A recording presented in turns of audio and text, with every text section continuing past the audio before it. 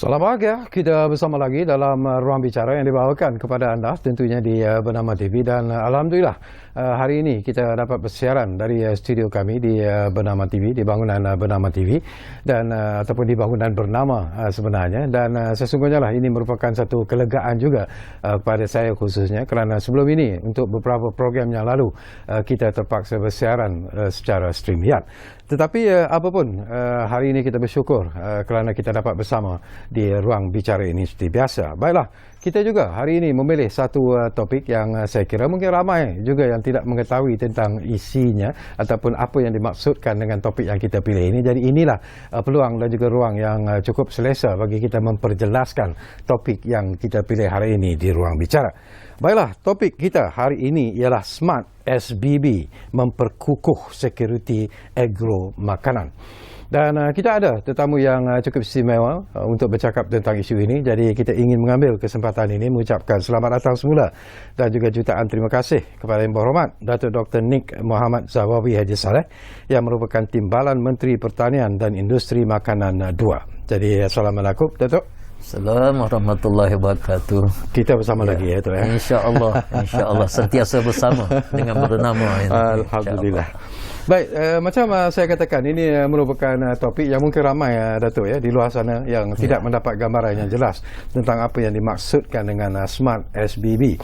Tetapi kepada anda yang mungkin juga ingin berkongsi pandangan dan juga pendapat berkaitan dengan isu ini nanti, kami juga sebenarnya dengan keizinan tetamu kita yang berhormat Datuk Dr. Nik Mohamad Zawawi, kami izinkan juga anda untuk bertanya apa saja berkaitan dengan isu ini. Jadi seperti biasalah, dua talian kami sediakan kepada anda di 0326979767 dan juga 0326979768.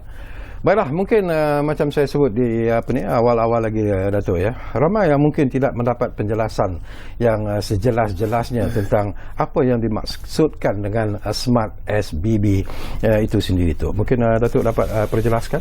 Ya, bismillahirrahmanirrahim. Assalamualaikum warahmatullahi wabarakatuh dan salam sejahtera. Ya. Pertamanya saya rakamkan jutaan terima kasih kepada pihak ruang bicara bernama TV yang membuka peluang untuk saya yang mewakili MAFI, yakni Kementerian Pertanian dan Industri Makanan negara kita. Dan pada malam ini saya akan bawa Smart SBB. SBB iaitulah sawah padi berskala besar, dan kita namakan dia sebagai Smart. Smart ini iaitulah kita menggunakan rangkaian daripada kerajaan kepada agensi-agensi di bawah kerajaan dan juga agensi-agensi swasta. Begitu juga yang terbaru ini iaitulah agensi zakat daripada negeri Kedah. Untuk agensi ini berkecimpung dengan rakyat yang diolah oleh pihak kerajaan dalam isu makanan utama negara, iaitulah padi dan juga beras negara.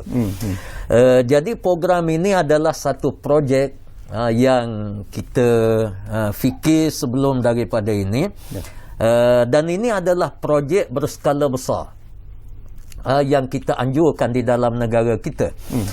Kerana kalau kita lihat kepada sawah padi yang ada di dalam negara kita, sukar untuk kita luaskan.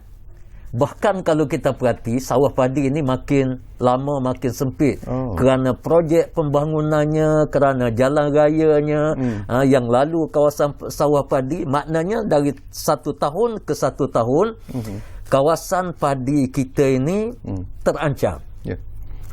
Jadi dengan cara kita buat Smart SBB ini, kita berjaya setakat ini alhamdulillah untuk menaikkan kadar pencapaian kita kepada hasil padi.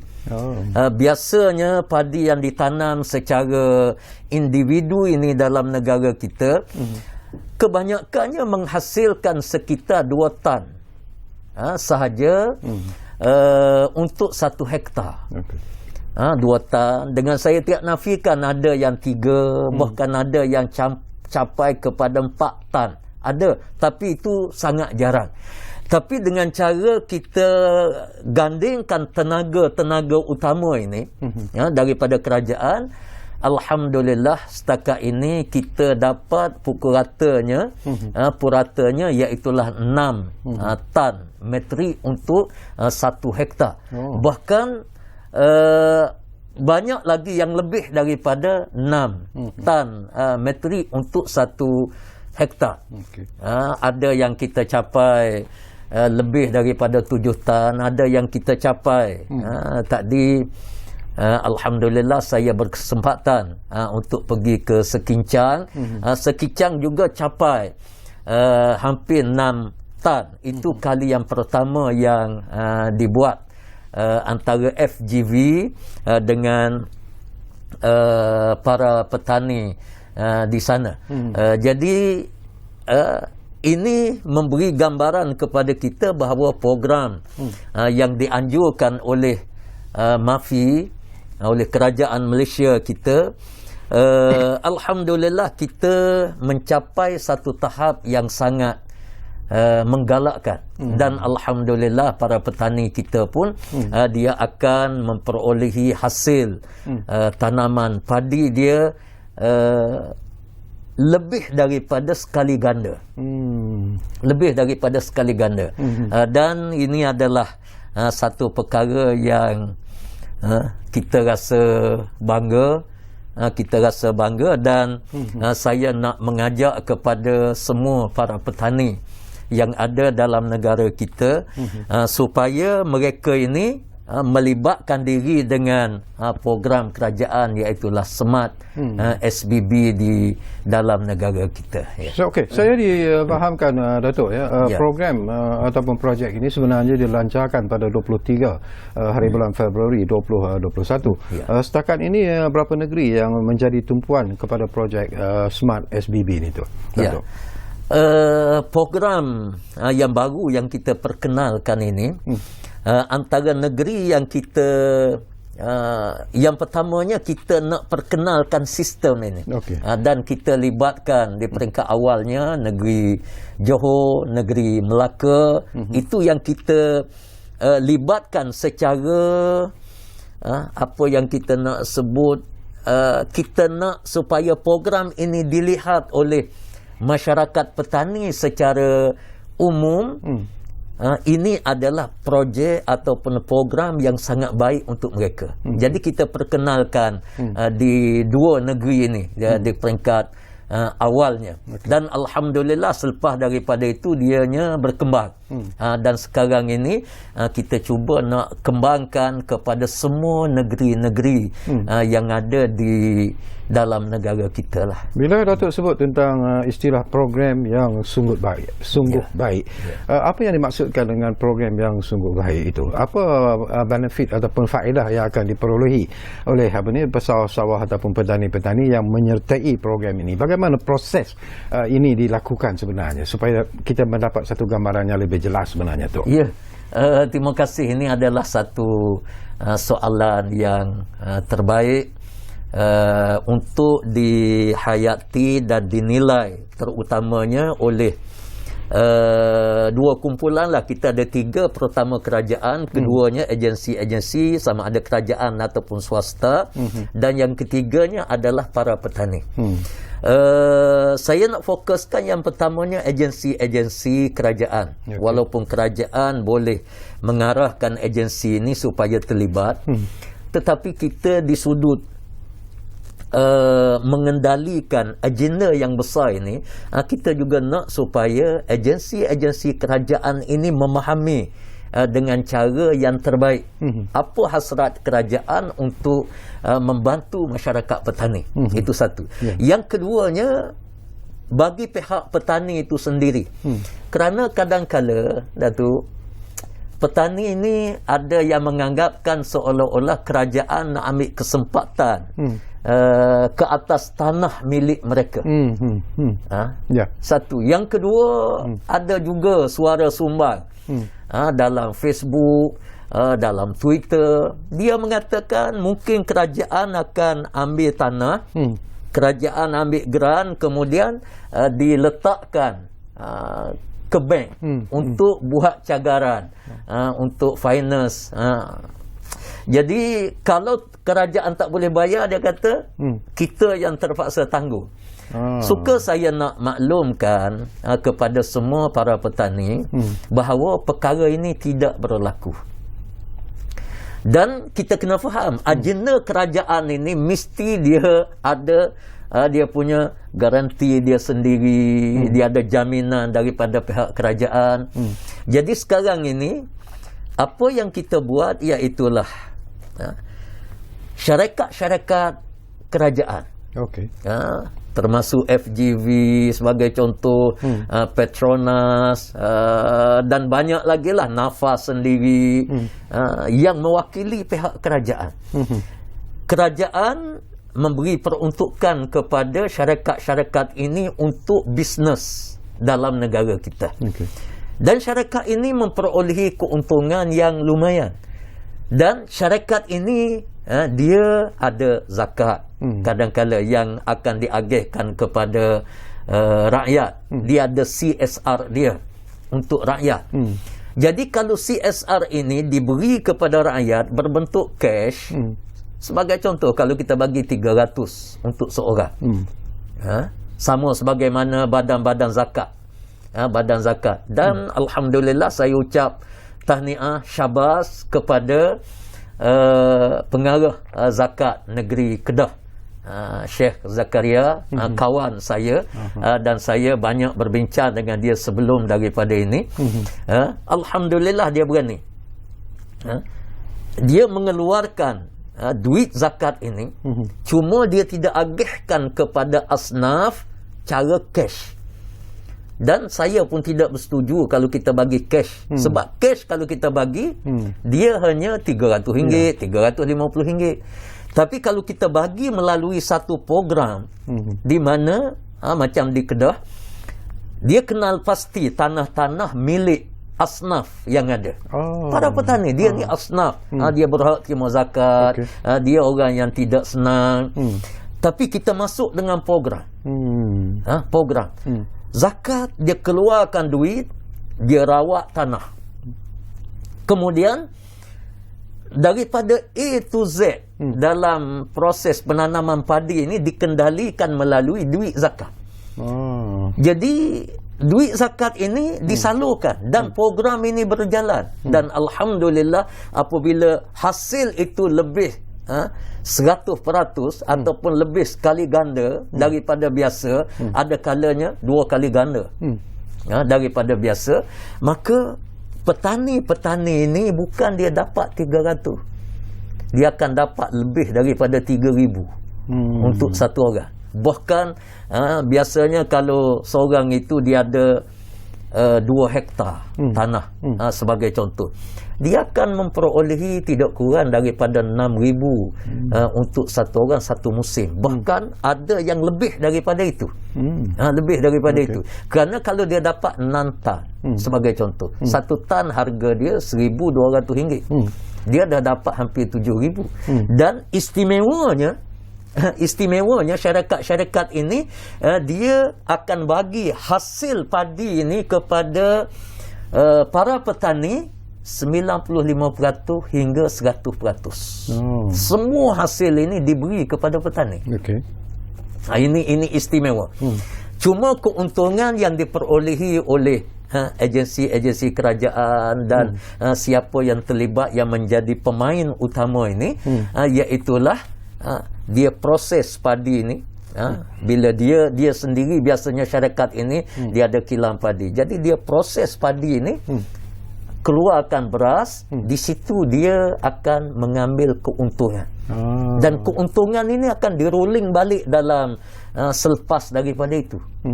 Jadi pemain ataupun para petani ini dia akan dapat manfaat yang sangat besar. Okey, mendapat manfaat yang sangat besar itu sesuatu yang cukup menarik sebenarnya, Datuk ya.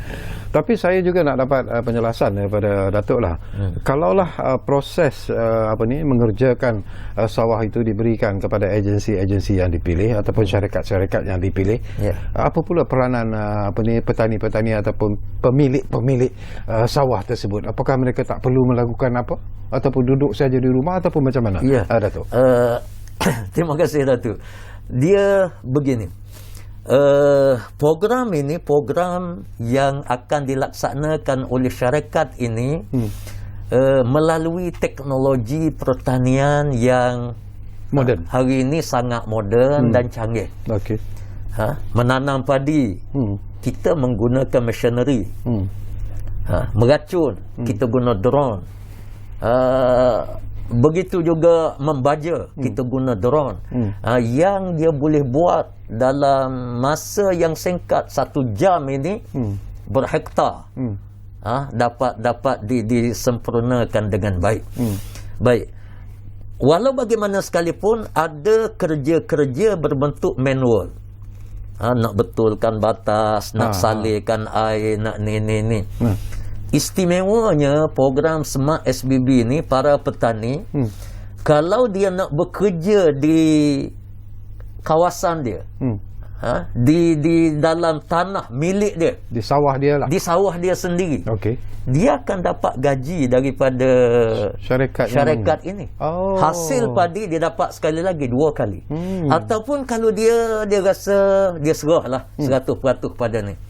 Saya mengharapkan kepada petani yang seumpama ini, dia carilah pekerjaan lain sampingan. Dia nak buat kerja, buat rumah ke, dia nak bela itik ke, dia nak bela ikan ke, dia akan dapat hasil. Dan hasil pertanian ini dia akan dapat, macam saya sebut tadi, 95% sehingga 100%, dia akan dapat hasil ni. Tapi kita jangan pula bila ada hasil macam ni kita pun duduk saja. Sebab dalam agama pun Allah larang kalau kita duduk saja. Betul. Allah minta supaya kita bekerja ini. I'mal lidunyaka ka'annaka ta'ishu abada, kata Rasulullah. Kamu bekerjalah untuk urusan dunia kamu seolah-olah kamu akan hidup sampai bila-bila.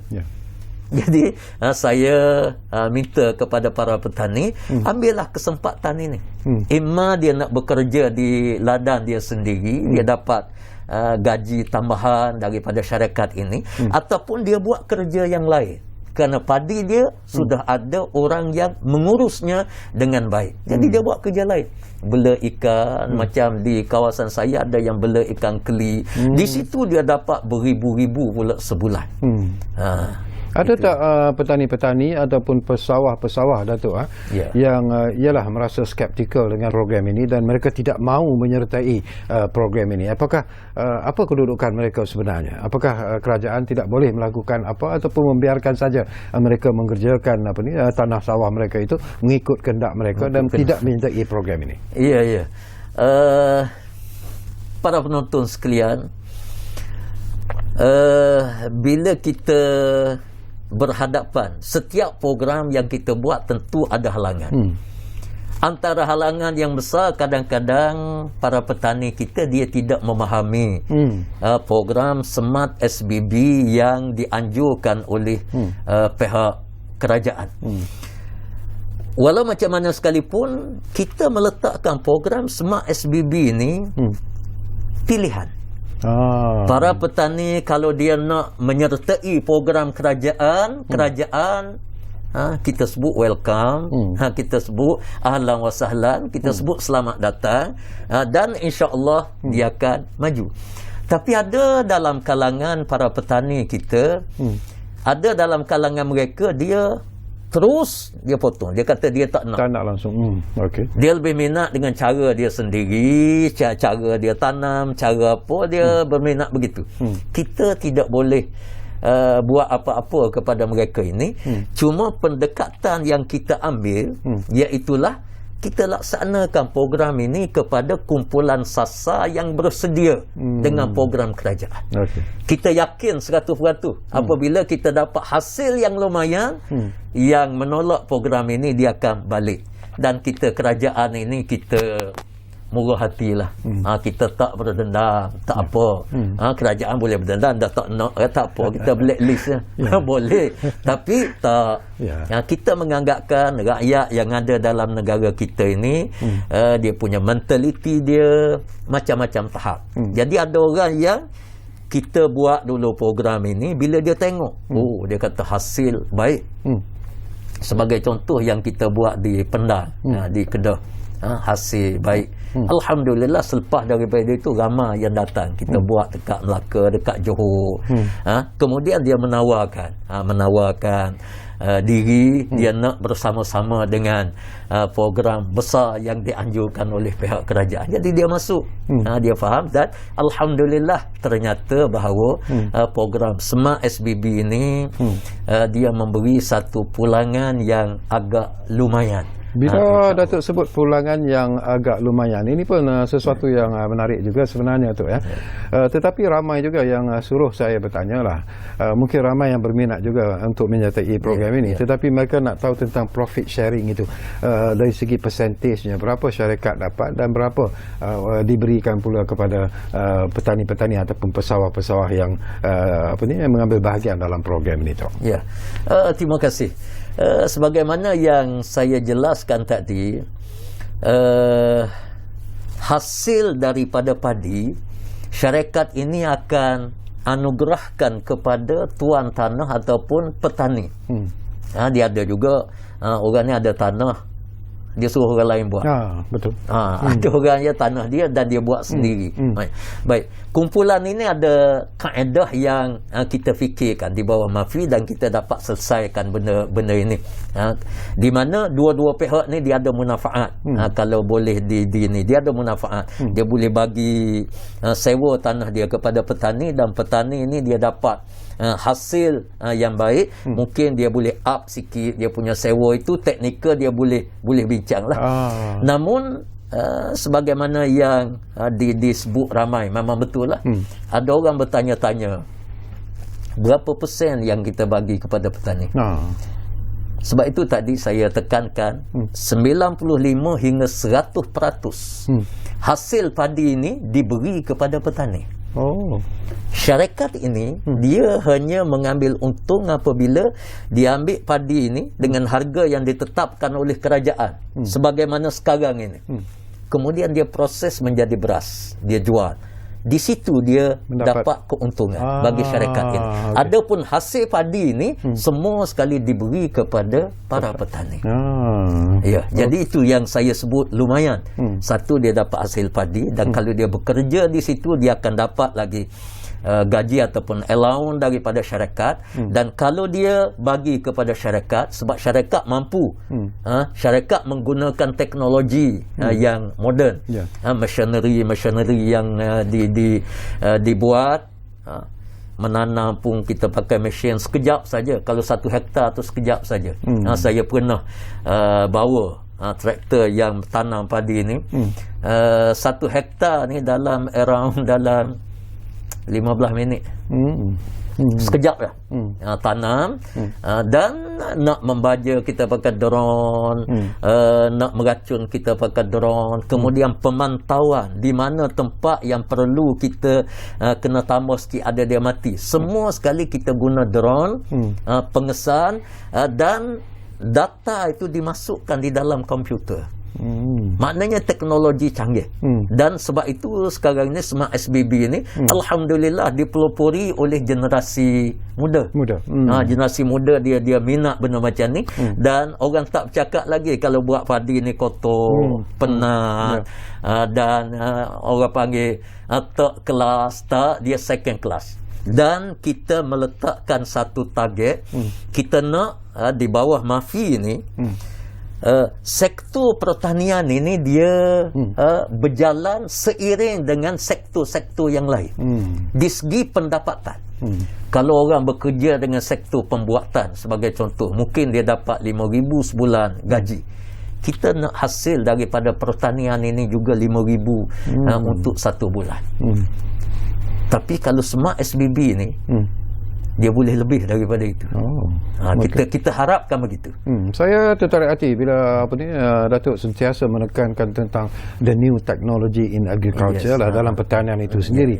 Dan mungkin apakah Datuk secara peribadi juga merasakan bahawa bila kita bercakap tentang teknologi baru dalam pertanian ini, kalau terutamanya lah untuk penanaman padi sebagai satu contoh yang baik, kita sudah jauh ketinggalan sebenarnya jika kita bandingkan dengan negara-negara lain. Jadi apakah Datuk melihat bahawa ini satu langkah yang cukup positif yang dilakukan oleh kerajaan melalui program Smart SBB ini, bukan saja untuk menambah ataupun memberikan satu teknologi baru dalam bidang pertanian penanaman padi, tetapi yang lebih penting ianya akan membawa satu dimensi baru dalam pengeluaran padi, hasil padi itu sendiri secara keseluruhannya tu. Ya, tentu sekali. Bila kita rangka satu program dan kita perkenalkan di dalam negara kita, dan program ini dikendalikan sendiri oleh pihak kerajaan. Sebenarnya kalau kita lihat kepada negara-negara di Asia Tenggara kita ini, kalau kita berjaya sungguh kita buat Smart SBB ini dan disambut oleh rakyat, tentunya negara kita ini akan melonjak banyak dan insya-Allah kita tidak ketinggalan dalam isu pengeluaran padi ataupun bekalan makanan negara kita ini berbanding dengan negara-negara lain. Memang sekarang ini saya akui bahawa ada negara, boleh kata beberapa negara yang sebelum daripada ini kita lebih maju daripada mereka. Mungkin kalau saya sebut pun macam Vietnam, Kemboja, dia baru lepas berperang semua sekali, tapi hari ini dia punya padi dia lebih daripada kita. Tapi kalau kita imbangkan dengan Smart SBB ini, insya-Allah kita akan boleh bersaing dengan mereka. Dan saya sangat yakin kalau agenda ini dia berjalan secara berstrategi, disambut oleh rakyat dengan hati yang terbuka, dengan kesungguhan yang ada, saya yakin insya-Allah negara kita mampu ekspor dan juga import dalam negara kita ini, kita akan imbangkan. Hari ini kita masih mengimport makanan asasi ini kadang-kadang mencecah 30% daripada luar. Kalau Smart SBB ini berjaya dengan baik, saya yakin insya-Allah import ekspor kita dia akan jadi seimbang. Kita target seimbang dulu di peringkat awal. Untuk kita jadi sebuah negara yang mampu mengekspor, ini kita bincang semula lah, saya tidak nak bercakap terlalu jauh, tapi kita nak supaya biar ada imbangan. Import ekspor itu satu keperluan negara. Kita kena ada, kita import, dan kita kena ada benda yang kita buat ni kita ekspor. Macam padi lah, padi wangi, beras wangi. Banyak negara tak ada, dia mesti import dengan kita. Jadi kita pun mesti kena ekspor. Sekarang ni kita masih lagi bergantung kepada import beras daripada luar lagi. Ya. Kita banyak lagi. 30% beras kita import daripada luar. Itu banyak tu, bilion. Banyak tu duit kita mengalir keluar. Jadi saya rasa sangat yakinlah dengan Smart SBB ini, satu hari yang tidak jauh, insya-Allah 3-4 tahun lagi, insya-Allah kita mengeluarkan padi ini seimbang antara import dan ekspor kita. Baik, menarik Datuk, tapi seperti biasalah kita akan berehat dulu buat seketika. Saya tahu Datuk pun mungkin dahaga, perlu membasahkan tekak dan sebagainya. Jadi kita berehat dulu buat seketika saja, dan anda jangan ke mana-mana, kembali semula sebentar saja lagi bersama kami di Ruang Bicara yang kami bawakan kepada anda tentunya mana lagi Bernama TV. Kita jumpa lagi selepas ini.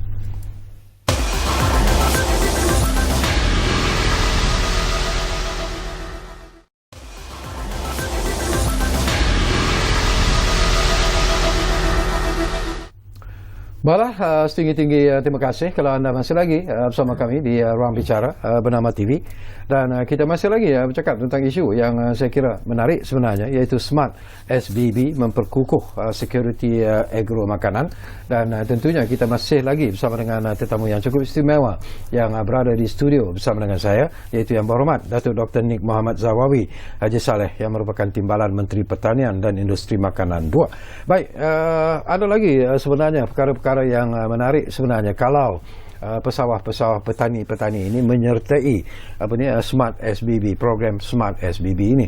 Dan saya difahamkan bahawa kalau kita lihat kepada apa yang berlaku sekarang itu dalam setahun barangkali paling tinggi pun 2 kali sajalah kita pergi ke sawah menanam padi dan sebagainya. Tetapi melalui SBB, Smart SBB ini dikatakan bahawa mungkin trend dan juga persepsi dan juga dimensi ini akan berubah dan memberikan sesuatu yang cukup positif kepada petani-petani. Mungkin kita boleh berkongsi lagi bersama dengan Datuk apa lagi faedah yang akan mereka perolehi sebenarnya. Ya, terima kasih.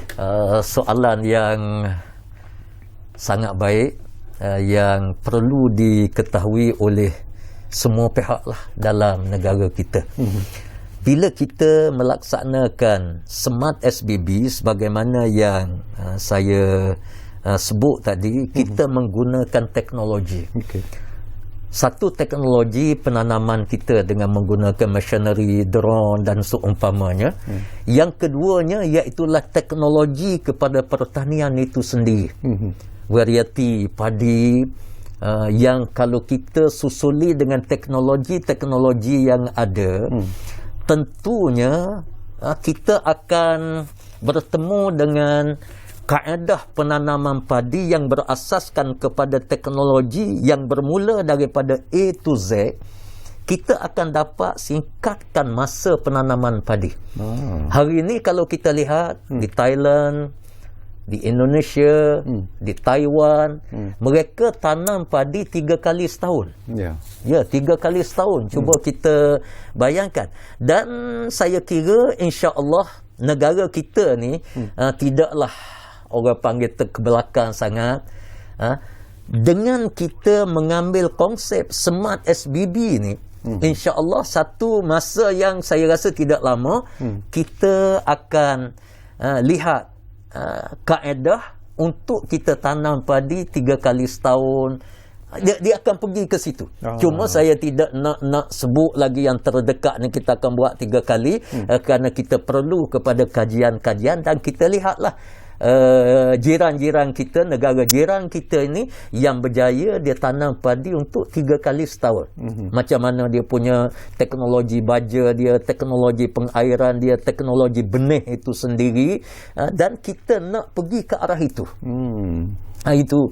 Dan yang keduanya, benda yang kita kena ambil perhatian, iaitulah bila kita buat cara Smart SBB yang melibatkan syarikat-syarikat yang besar ini, yang membantu para petani, kita juga akan menggunakan semaksimum mungkin semua hasil yang datang daripada padi. Macam jerami sebagai contoh. Sekarang ni jerami dibakar begitu saja. Bakar, bila habis musim kita bakar, lepas tu kita gala balik, dia jadi begitu. Sedangkan jerami ni kita boleh guna untuk makanan binatang-binatang ternakan seperti lembu, kambing, kerbau. Jadi ataupun yang disebut sebagai binatang ruminan. Binatang ruminan ini kita boleh gunakan. Begitu juga kita boleh buat macam pinggan yang kita makan kemudian kita buat. Kalau kita guna plastik, sebagaimana kita tahulah alam sekitar kita sudah rusak dalam dunia pada hari ini. Plastik di mana-mana saja. Baru ni kita tengok penyu yang ditangkap mati. Tengok-tengok bila dibedah, plastik dalam perut dia.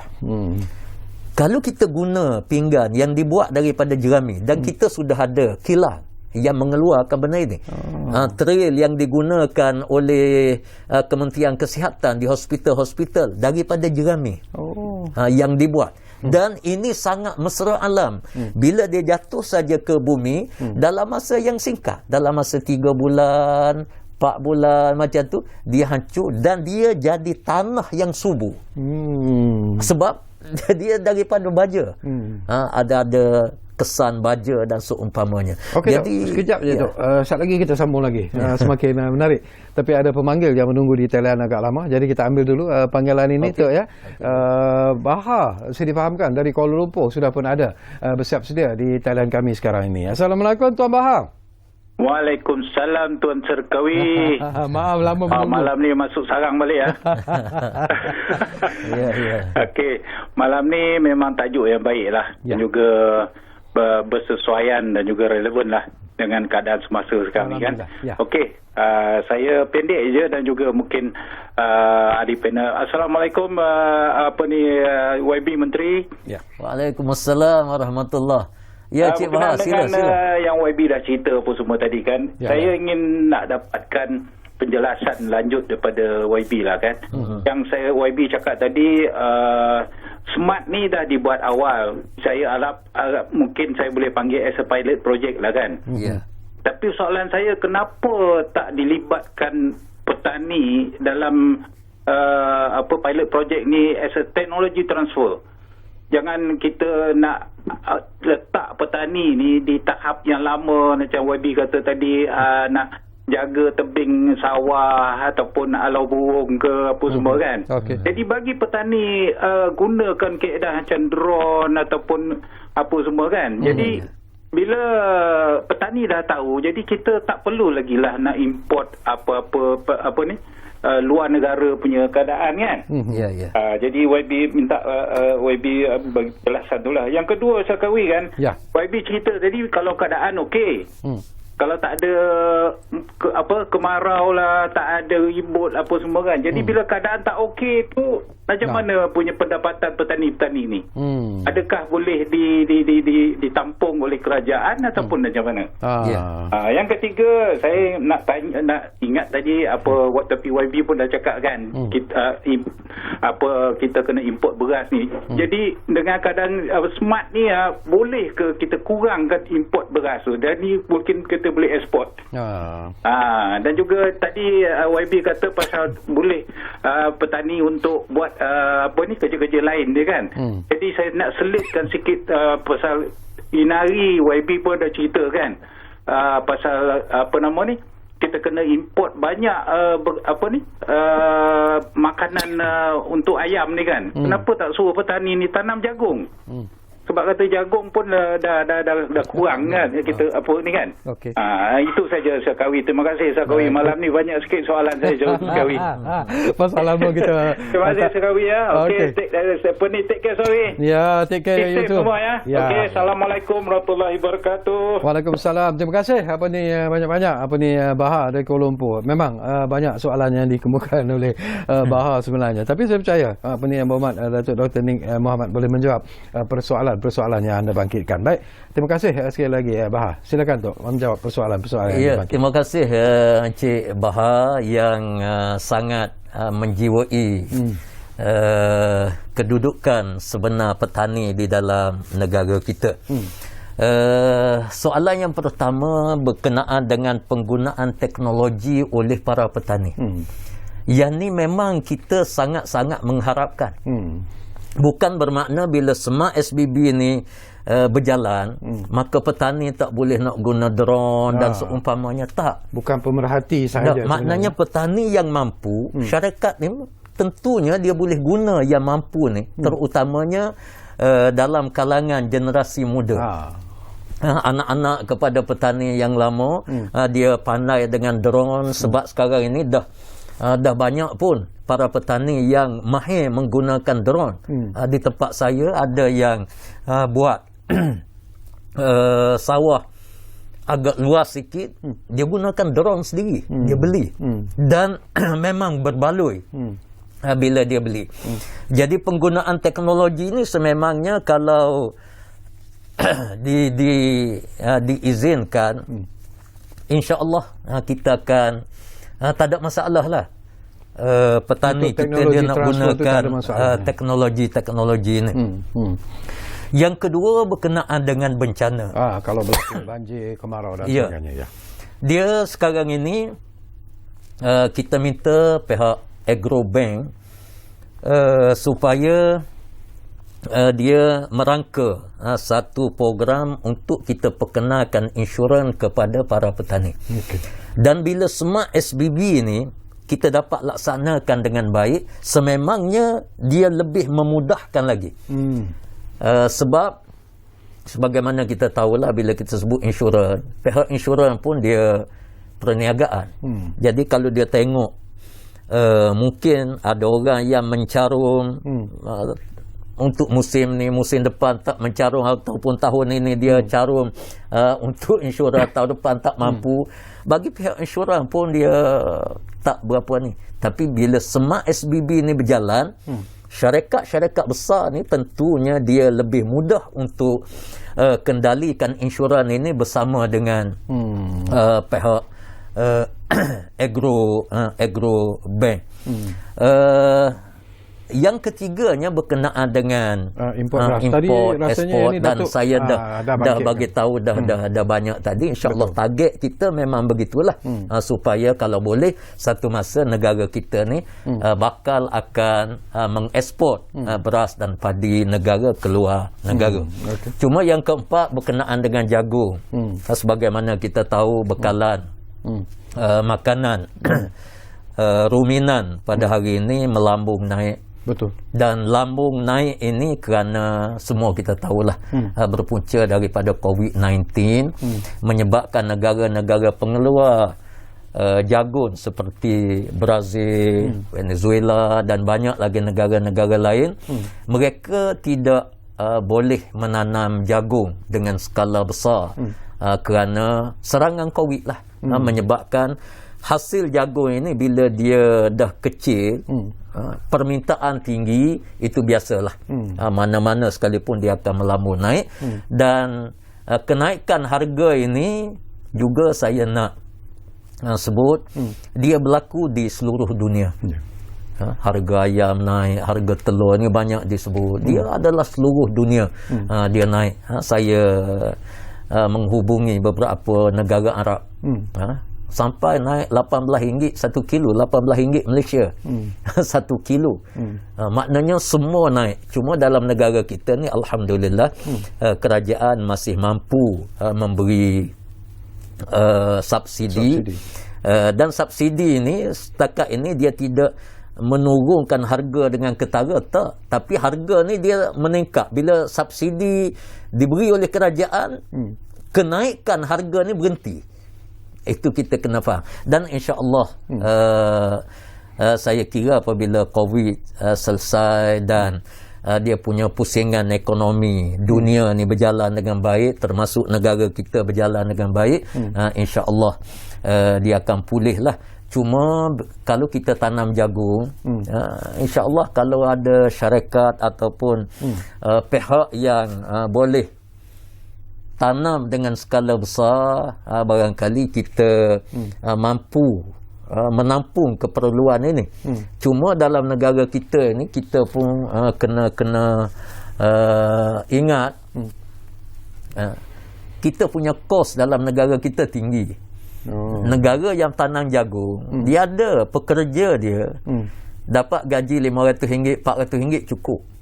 Dalam negara kita kalau tak kena 1,500, kita punya kos itu kita kena memahami. Tapi jadi mungkin juga untuk menjawab persoalan yang dibangkitkan oleh Tuan Bahar tadi, saya terfikir Datuk, berkemungkinan tak, okey, kalaulah itu masalah tentang makanan binatang disebut tadi itu ruminan. Begitu mahal sekarang ini, kenaikannya begitu tinggi dan sebagainya. Mungkin juga kementerian sendiri memikirkan apakah penanaman jagung ini juga patut ditukar kepada apa yang dilakukan untuk penanaman padi, iaitu mungkinlah kita panggil smart something, smart jagung ke apa ke, macam juga smart SBB itu. Boleh tak itu difikirkan secara serius tu? Ya, kalau kita tengok secara serius, memang rasional untuk kita fikir benda-benda yang seumpama ini. Kita ada satu tanaman,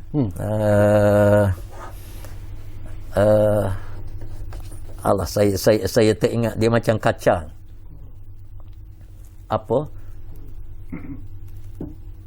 dia macam kacang yang kita cuba test pilot projek kita dan saya buat di kawasan saya. Koro. Kacang koro. Dia ini tanam sekali. Kita tanam sekali, kemudian dia mengeluarkan buah yang banyak. Kita ambil buah. Kita tak perlu tanam 2-3 kali. Jadi kalau koro ini dia memberi kesan yang baik, insya-Allah kita akan cuba perkenalkan di seluruh negara kita. Dan koro ini adalah program daripada MAFI. Cuma kita test projek kita, pilot projek kita buat di Kelantan dulu. Dan insya-Allah kita akan tengok hasil. Dan dia ni boleh ganti jagung, boleh ganti soya. Bukan saja ruminan, tapi dia boleh ganti soya. Manusia pun boleh makan, dan dia sangat baiklah untuk kesihatan manusia. Ini kacang koro.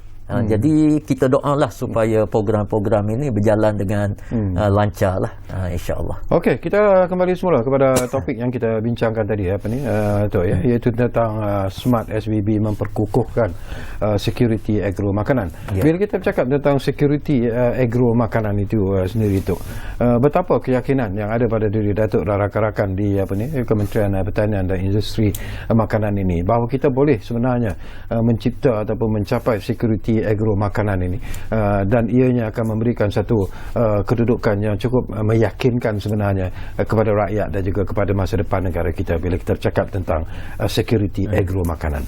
Ya, terima kasih soalan yang sangat baik.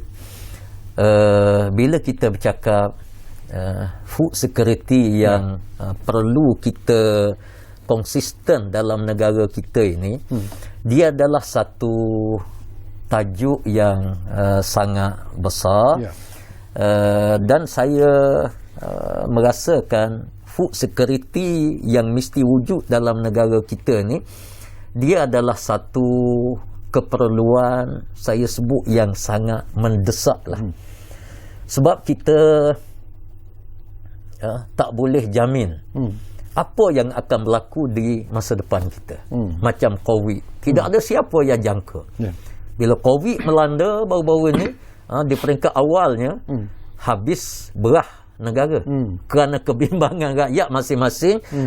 Himpunkan beras dalam rumah ni agak banyak sikit kerana kita nak buat PKP macam-macam. Di waktu itu terputus bekalan.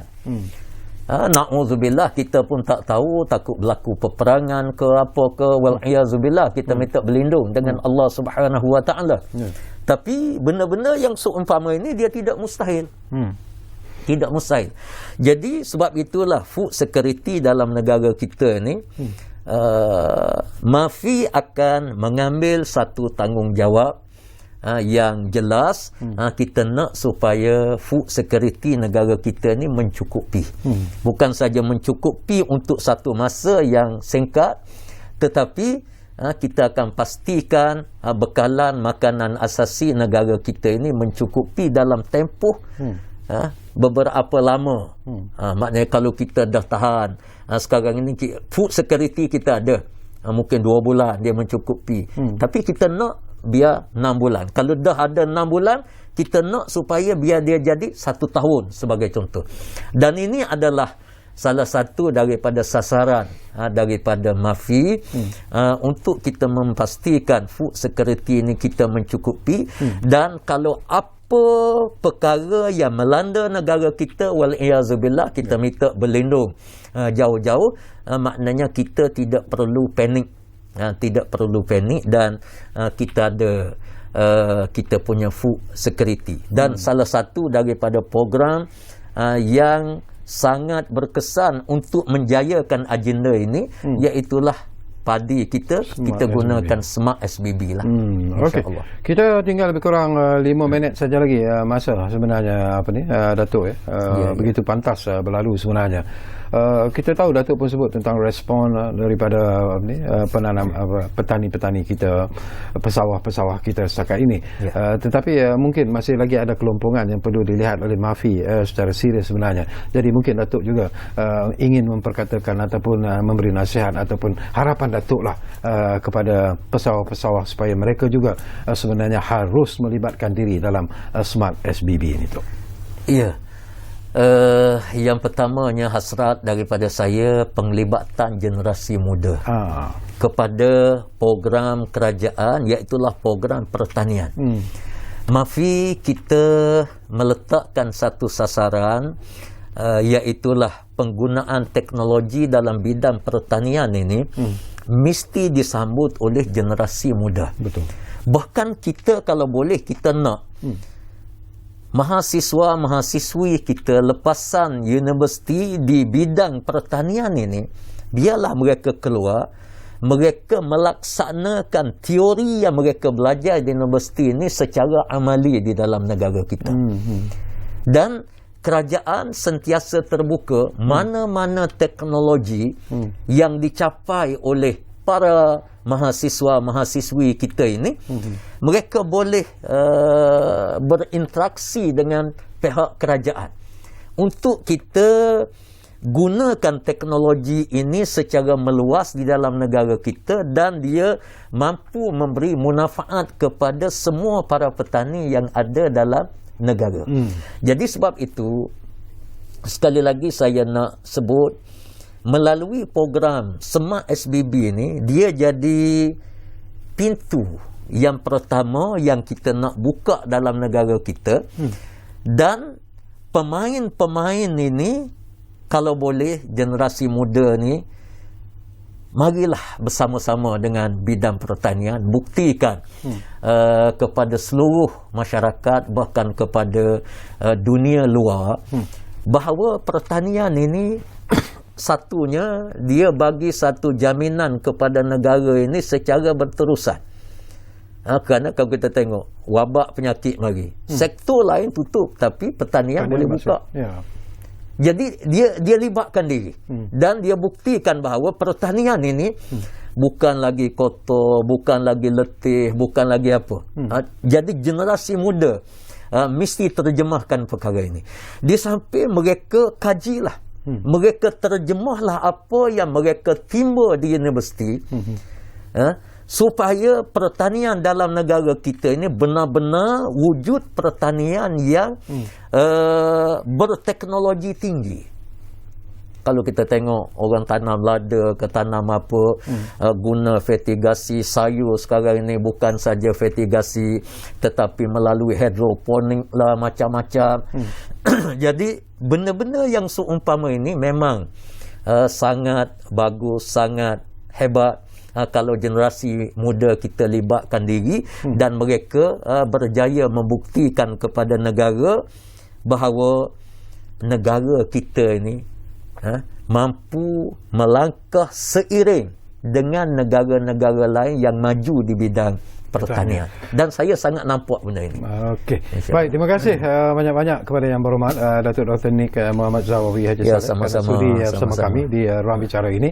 Dan ini saya harap akan membuka satu lagi ruang yang cukup menarik sebenarnya kepada pesawah-pesawah kita khususnya, dan kepada mereka yang mungkin masih lagi merasa skeptikal, yang merasa tidak yakin, terutamanya dengan mainan-mainan ataupun persepsi-persepsi yang dimainkan di luar sana, terutamanya dalam media sosial.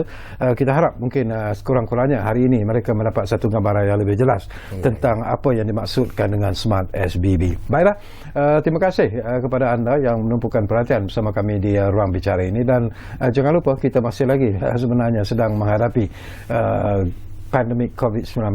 Jadi ingatlah pesan yang selalu kami sampaikan kepada anda. Kita jaga kita jaga keluarga kita, dan yang penting kita jaga negara kita. Dan kita pastinya akan jumpa lagi Ruang Bicara Bernama TV, InsyaAllah. Assalamualaikum.